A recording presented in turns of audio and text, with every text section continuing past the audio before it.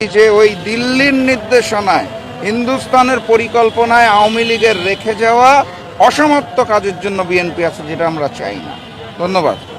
সৃষ্টি হয়ে গেছে 1.5 মাসের মধ্যে। আমি যেটা বারবার বলি, আপনি দেখবেন প্রশাসনের বিভিন্ন জায়গায় দলীয়করণ, বিসিবিকে কন্ট্রোল করা এবং মব কালচার সৃষ্টি করা, ভিসিদেরকে বের করে দেওয়া, মেয়র পদে, চেয়ারম্যান পদে নিজস্ব দলীয়করণ লোকজন বসিয়ে দেওয়া, আজকের উপনির্বাচন, এই যে সকল অধ্যাদেশ ছিল সেগুলো বাতিল করে দেওয়া। কোন পয়েন্ট আপনি বাদ দিবেন?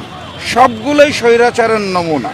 এই কারণে আমি বলি যে ওই দিল্লির নির্দেশনায় হিন্দুস্তানের পরিকল্পনায় আওয়ামী লীগের রেখে যাওয়া অসমাপ্ত কাজের জন্য বিএনপি আছে, যেটা আমরা চাই না।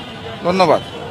তার প্রথম দফাটাই কিন্তু সংবিধান সংস্কার পরিষদ গঠন করা। এখন তারা জিতে আসার পরে এগুলো মানতে চাচ্ছে না। পার্লামেন্টে সালাউদ্দিন সাহেব বলছে যে সংবিধান সংস্কার করা যায় না। তাহলে 31 দফার প্রথম দফাতে ওই সময় যখন লিখেছিলেন, তখন আপনারা ইচ্ছাকৃতভাবে মিথ্যাচার করেছেন দেশের জনগণের সামনে। অর্থাৎ আমি যেটা বলতে চাইছি, ওই যে ওনারা বলতো সবার আগে বাংলাদেশ, ওনারা আসলে অন্তরে বিশ্বাস করে সবার আগে বিএনপি। এবং সেটাই আপনারা দেখতে পাবেন যে নির্বাচিত হয়ে আসার পর যেভাবেই জিতে আসুক ম্যানেজ ভোটের মাধ্যমে, আসার পরই সব জায়গায় দলীয়করণ সৃষ্টি হয়েছে, জনগণের ভোটের অধিকার কেড়ে নেওয়া হয়েছে। আজকে 2 উপনির্বাচনে একই অবস্থা দেখেছি।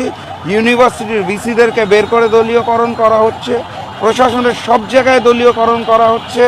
বাংলাদেশ ক্রিকেট বোর্ড, বিসিবি এই মুহূর্তে বিএনপি ক্রিকেট বোর্ডে রূপান্তর হয়েছে। অর্থাৎ আমি যেটা বলতে চাই, বিএনপি সংস্কার চায়নি, তারা চেয়েছিল ক্ষমতা। ম্যানেজ ভোটের মাধ্যমে তারা তাদের কার্যক্রম উদ্ধার করে ফেলেছে। ফ্যাসিস্ট আওয়ামী লীগের রেখে যাওয়া অসমাপ্ত কাজ করার জন্য বিএনপি ক্ষমতায় এসেছে, এটাই বাস্তব।